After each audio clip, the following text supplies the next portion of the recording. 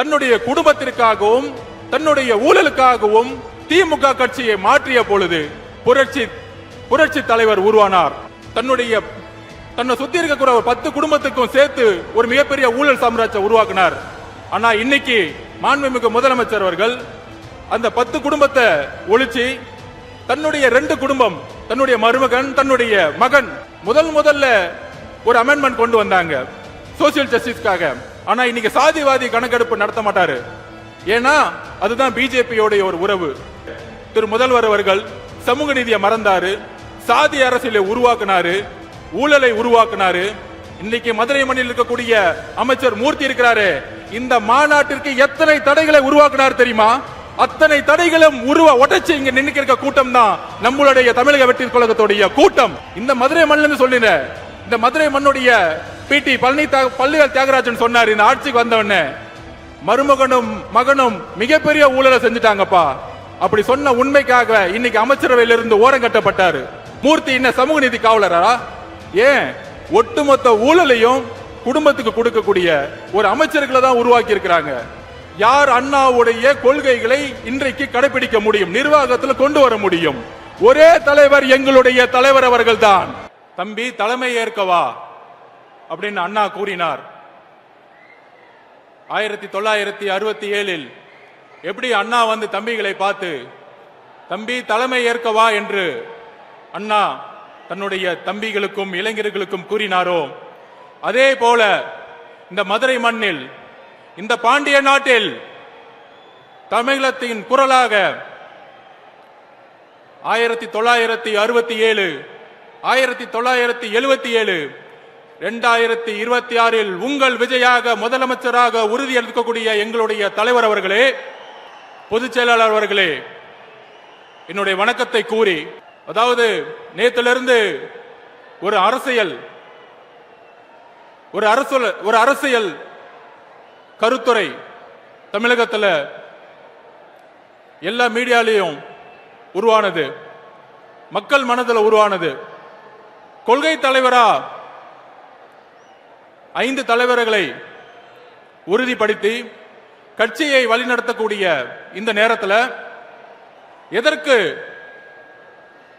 மாநாடுடைய முகப்புரையில் அறிஞர் அண்ணாவையும் புரட்சி தலைவர் எம்ஜிஆர் அவர்களையும் ஏன் மாநாடுடைய முகப்புரையில் தலைவர் விஜய் அவர்கள் கொண்டு வந்தாருங்கிற ஒரு பெரிய விவாதம் உருவானது. அந்த விவாதத்தின் பதிலை நாங்கள் கூறுகிறோம். 1967 அண்ணா உருவாக்கிய சமூக நீதிக்கான அரசு எல்லோருக்கும் சமமான அரசு. திராவிடம் என்றால் எல்லோருக்கும் சமமான, எல்லா சாதியும் எல்லா மதமும் தமிழ்நாட்டில் சமத்துவத்தை நோக்கிய ஒரு அரசியலையும், இளைஞர்களுக்கான அரசியலையும், ஊழலற்ற ஒரு அரசியலையும், சிறுபான்மைகளுக்கான ஒரு அரசியலையும், எல்லா மதங்களுக்கும் எல்லா சாதிகளுக்கும் ஒரு அரசியலை உருவாக்கினார். அதுதான் திராவிடம்.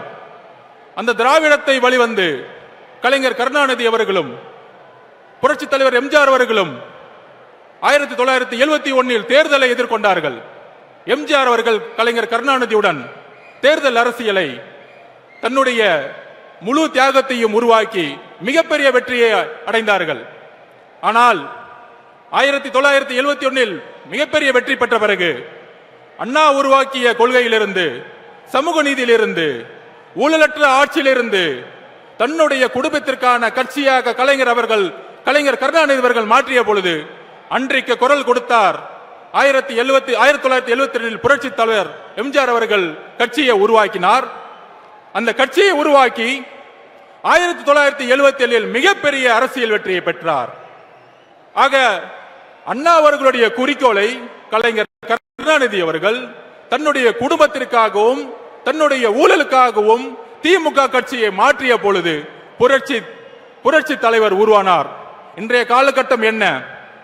இன்றைக்கு தமிழகத்தை ஆண்டு கொண்டிருக்கின்ற திரு மு க ஸ்டாலின், முதலமைச்சர் திரு மு க ஸ்டாலின் அவர்கள் தன்னுடைய தந்தையிடமிருந்து ஒரு பாடத்தை கத்துக்கிட்டாரு. என்ன பாடம்? திரு கலைஞர் கருணாநிதி அவர்கள் தன்னை சுத்தி இருக்கிற 10 குடும்பத்துக்கும் சேர்த்து ஒரு மிகப்பெரிய ஊழல் சாம்ராஜ்யம் உருவாக்கினார். ஆனா இன்னைக்கு மாண்புமிகு முதலமைச்சர் அவர்கள் அந்த 10 குடும்பத்தை ஒழிச்சு தன்னுடைய 2 குடும்பம், தன்னுடைய மருமகன், தன்னுடைய மகன் என்கின்ற ஒரு குடும்பமாக ஊழலை உருவாக்கி இன்னைக்கு ஒரு அரசியலை உருவாக்கி சமூக நீதியை மறந்து, அதாவது தமிழகத்தில் முதல் முதல்ல ஒரு அமெண்ட்மெண்ட் கொண்டு வந்தாங்க சோசியல் ஜஸ்டிஸ்க்காக. ஆனா இன்னைக்கு சாதிவாதி கணக்கெடுப்பு நடத்த மாட்டாரு. ஏன்னா அதுதான் பிஜேபியோட ஒரு உறவு. அதுக்கப்புறம் இன்னைக்கு ஊழல் மட்டுமே இருக்கக்கூடிய திரு முதல்வர் அவர்கள் சமூக நீதியை மறந்தாரு, சாதி அரசியலை உருவாக்குனாரு, ஊழலை உருவாக்குனாரு. இன்னைக்கு மதுரை மண்ணில் இருக்கக்கூடிய அமைச்சர் மூர்த்தி இருக்கிறாரு, இந்த மாநாட்டிற்கு எத்தனை தடைகளை உருவாக்குனார் தெரியுமா? அத்தனை தடைகளும் உடைச்சு இங்க நின்னுக்க கூட்டம் தான் நம்மளுடைய தமிழக வெற்றி கழகத்துடைய கூட்டம்.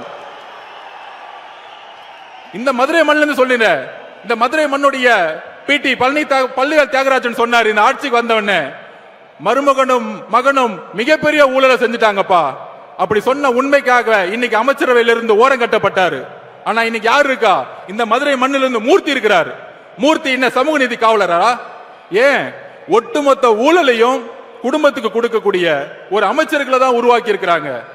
அப்படி ஒரு அரசியலை இருக்கக்கூடிய நேரத்தில் திரு அண்ணா அவர்களுடைய குறிக்கோளை நிறைவேற்றாத மாண்புமிகு முதலமைச்சர் மு.க.ஸ்டாலின் அவர்கள் அவருடைய திமுக என்றைக்கோ திமுகவுடைய அண்ணா அவர்களுடைய குறிக்கோள் இருந்து விலகிட்டார். அப்ப விலகும் பொழுது யார் அண்ணாவுடைய கொள்கைகளை இன்றைக்கு கடைபிடிக்க முடியும், நிர்வாகத்தில் கொண்டு வர முடியும்? ஒரே தலைவர், எங்களுடைய தலைவர் அவர்கள் தான். எல்லாரும் சொல்லலாம், திமுகக்கும் தமிழக வெற்றி கழகத்திற்கும் கொள்கை ஒன்றுதான். அறிஞர் அண்ணாவும் புரட்சி தலைவர் எம்ஜிஆர் அவர்களும் ஏழ்மையும் சமத்துவத்தையும், ஏழ்மையை ஒழிக்கணும், சமத்துவத்தை உருவாக்கணும் தான் கட்சி ஆரம்பிச்சாங்க. அதுக்கப்புறம் இன்னைக்கு அதிமுக எந்த நிலைமையில இருக்கு? அண்ணா அவர்களுடைய குறிக்கோள் வந்து திரு மு.க.ஸ்டாலின் அவர்கள் விலகிட்டாரு.